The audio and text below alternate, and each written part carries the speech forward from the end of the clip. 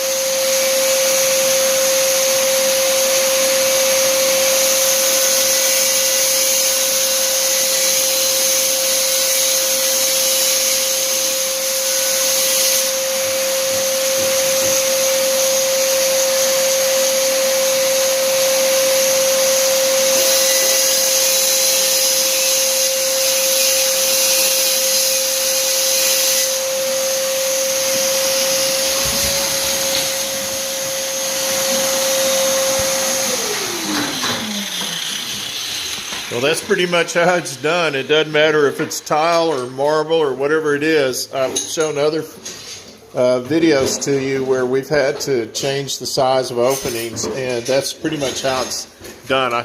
Pretty interesting. Have a good day.